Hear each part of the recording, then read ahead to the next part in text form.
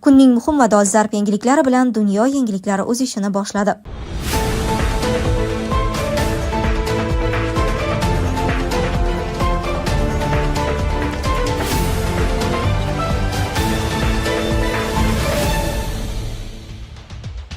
Internet uchta o'qlar ishlayapti. Xamenei rejimi global sinov oldida. Eron valiahd shahzodasi Rizo Pahlaviy Trampdan yordam so'ramoqda. Venesuela AQShga bo'yin egishni boshladi. Mashhaddagi namoyishchilar Eron bayrog'ini yiqitib oyoq osti qildi.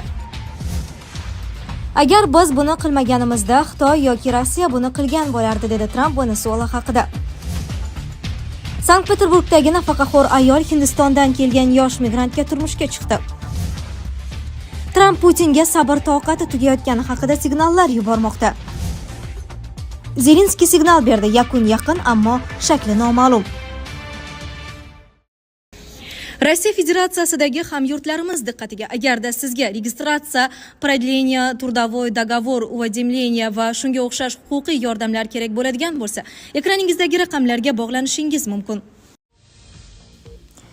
Internet o'chta o'qlar ishlayapti. Xamenei rejimi global sinov oldida. Eron valiahd shahzodasi Rizo Pahlaviy AQSh prezidenti Donald Trampni ommaviy norozilik namoyishlari davom etayotgan mamlakatdagi vaziyatga aralashishga chaqirdi. U X ijtimoiy tarmog'idagi sahifasida namoyishchilar tobora ko'proq qiyinchiliklarga duch kelayotganini yozgan. Iltimos, Eron xalqiga yordam berish uchun aralashishga tayyor turing. O'tgan tunda siz ko'chalarda o'qqa qarshi turgan millionlab jasur eronliklarni ko'rdingiz. Bugun ular nafaqat o'qlarga, balki aloqaning butunlay uzilishiga ham duch kelmoqda. Internet yo'q, statsionar telefon aloqasi ham yo'q, deya ta'kidladi Pahlaviy. Shuningdek, u Eron oliy rahnamosi Xamenei namoyishlarni bostirishga tahdid qilayotganini aytgan. Bundan tashqari Islom Respublikasining amaldagi rahbari yosh qahramonlarning erkinliklarini cheklash maqsadida aloqaning uzilishidan foydalanmoqchi ekanini ta'kidlagan. Venesuela AQShga bo'yin egishni boshladi. Delsi Rodriguez boshchiligidagi Venesuela muvaqqat hukumati 9 yanvar kuni bergan bayonotida AQSh bilan diplomatik aloqalarni kengaytirish imkoniyatlarini o'rganishni boshlagan. Shu doirada AQSh davlat departamenti vakillari texnika va logistikani baholash ishlarini olib borish uchun Karakasga tashrif buyurgan. Bu haqda Reuters nashri xabar berdi. AQSh davlat departamentining bayonotida aytilishicha, amerikalik rasmiylar Janubiy Amerika davlatida AQSh elchixonasi faoliyatini bosqichma-bosqich qayta tiklash ehtimolini ko'rib chiqmoqda. Ma'lumki, Washington va Karakas o'tgan hafta AQShning shov-shuvli harbiy amaliyoti ortidan Venesuela prezidenti Nicolas Maduro qo'lga olinganidan so'ng hamkorlikka tayyor ekanligini bildirgan. Shundan so'ng uning vitse-prezidenti Delsi Rodriguez mamlakatning muvaqqat rahbari sifatida hokimiyatni o'z qo'liga olgan.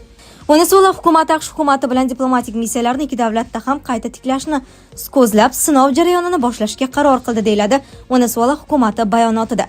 Shuningdek, Venesuela tomonini baholash ishlarini olib borish uchun AQShga ham o'z delegatsiyasini yuborishini ma'lum qilgan. Mashhaddagi namoyishchilar Eron bayrog'ini yiqitib oyoq osti qildi. Mashhad shahrida yuz bergan norozilik namoyishlari davomida bir guruh namoyishchilar jamoat joyida Eron bayrog'ini yerga tushirib oyoq osti qilgani haqida xabarlar tarqaldi. Hodisa keskin siyosiy va ijtimoiy keskinlik fonida sodir bo'lib, ishtirokchilar hukumat siyosatiga, iqtisodiy ahvolning og'irlashuviga va ijtimoiy adolatsizlikka qarshi norozilik bildirgan. Voqea aks etgan videolar ijtimoiy tarmoqlarda tezda yoyilib, jamiyatda qizg'in bahs-munozaralarga sabab bo'ldi. Ayrim kuzatuvchilarga ko'ra, bayroqning tahqirlanishi namoyishchilarning ramziy tuzumiga nisbatan ochiq rad etish ramzi sifatida baholanmoqda. Rasmiy manbalar hodisaga doir hozircha batafsil izoh bermagan bo'lsa-da, xavfsizlik kuchlari hududda nazoratni kuchaytirganini, ayrim namoyishchilar qo'lga olinganini aytmoqda. Mazkur voqea mamlakat bo'ylab davom etayotgan norozilik kayfiyatining yana bir keskin ko'rinishi sifatida ko'rilib, Eron ichidagi siyosiy barqarorlik masalasini yana kun tartibiga olib chiqdi. Tehron shahar meri Alirizo Zekaning bayonotiga ko'ra, mamlakatning bir qator hududlarida davom etayotgan norozilik namoyishlari zo'ravonlik tusini olgan bo'lib, namoyishchilar tomonidan ijtimoiy va davlat infratuzilmasiga jiddiy zarar yetkazilgan. Uning ta'kidlashicha, tartibsizliklar chog'ida kasalxonalar va 2 ta tibbiyot markazi, 26 ta bank, 25 ta masjid hamda quruq huquq-tartibot idoralari hujumga uchragan va bu harakatlar ataylab beqarorlik keltirib chiqarish hamda soxta imij yaratishga qaratilgan. Rasmiylarning fikricha, bu voqealar namoyishlarning tinch xarakterdan chiqib, xavfsizlik va jamoat tartibiga jiddiy tahdid solayotganini ko'rsatadi hamda Eronda siyosiy ijtimoiy keskinlikning chuqurlashayotganidan darak beradi. Bu holat hayot sifatiga ta'sir qilyaptimi? Oilaviy hayotda zaiflik, stress va ishonchsizlik olib kelyaptimi? Vulkan erkak kuchi va ishonchining yangilangan manbai. Prostata bezi adenomasi surunkali prostatitdan qutulishga yordam beruvchi ishonchli formula. Atigi 5-7 kun ichida natijasini sezasiz. O'zingizni yengil va ishonchli his eting. Vulkan, siz izlagan tabiiy yechim. Agar biz buni qilmaganimizda Xitoy yoki Rossiya buni qilgan bo'lardi, dedi Tramp Venesuela haqida.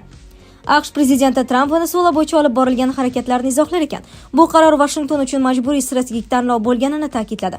Uning so'zlariga ko'ra, agar Qo'shma Shtatlar bu jarayonga aralashmaganida, mintaqa bo'shliq paydo bo'lardi va bo'shliqdan Xitoy yoki Rossiya foydalanishga urinardi. Tramp Venesuelani oddiy davlat sifatida emas, balki global kuchlar to'qnashadigan muhim geosiyosiy nuqta sifatida ko'rishini ochiq bildirib, bu hudud ustidan nazorat masalasi AQSh milliy xavfsizlik bilan bevosita bog'liq ekanligini urg'uladi. Prezidentning aytishicha, u Moskva va Pekin bilan bo'lgan muloqotlarda masalani keskin, ammo ochiq ohangda qo'ygan.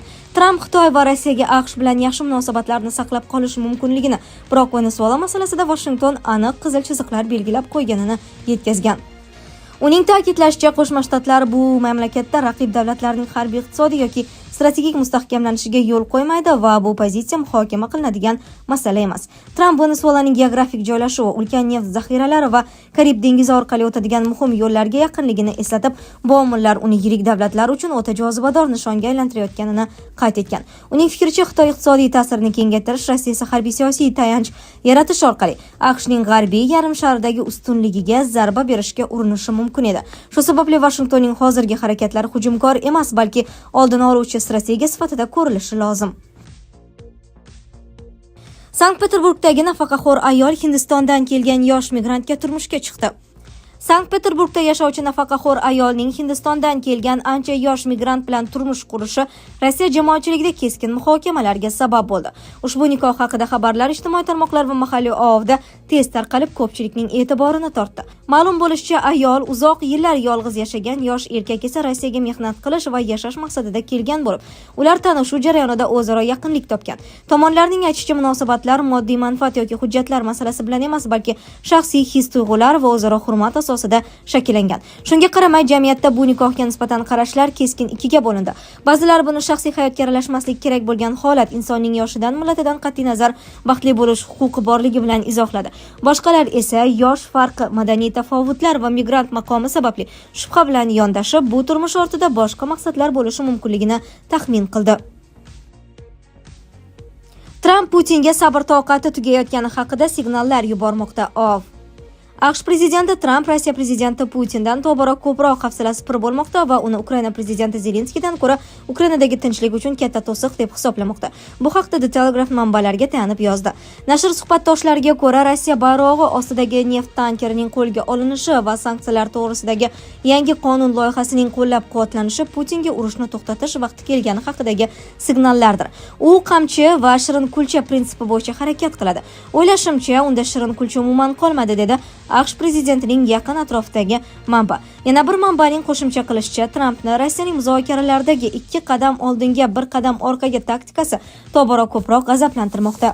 Rossiyaliklarning 2 qadam oldinga 1 qadam orqaga taktikasini qo'llashi ma'muriyatni charchatadi. Ular kelishuvlarga tayyor ko'rinadi. Keyin esa biz kutgan savollar paydo bo'lganda yo vaziyatni keskinlashtiradi yoki umuman suhbatni to'xtatadi, dedi AQSh rasmiylaridan biri. AQSh amaldagi va sobiq amaldorlar jurnalistlarga Tramp ma'muriyatining pozitsiyasi Yevropa bilan tobora yaqinlashib borayotganini aytdi. Putin shunchaki vaqtni cho'zmoqda.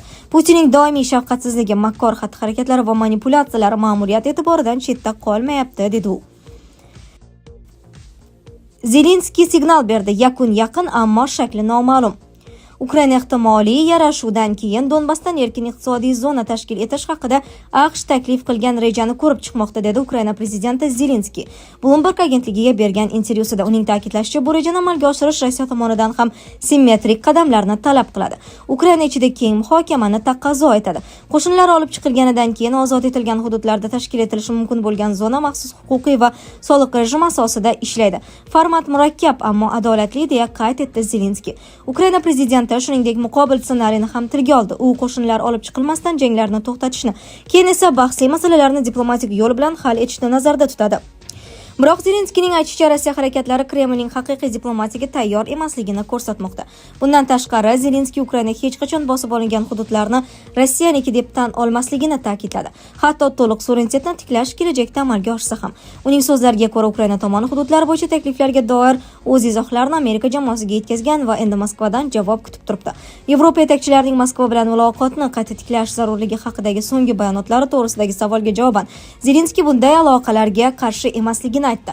Men Yevropaning Rossiya bilan gaplashishiga qarshi emasman, ayniqsa hozir AQSh tomonidan bosim bor paytda va Yevropa xavfsizlik kafolatlari haqida gapira boshlaganida. Biz yakuniy bosqichga yaqinlashyapmiz, hatto hozircha u qanday ko'rinish olishini bilmasak ham, dedi Ukraina prezidenti. Sizlarga yetkazmoqchi bo'lganlarim shulardan iborat edi. Dunyo yangiliklaridan uzoqlashmang.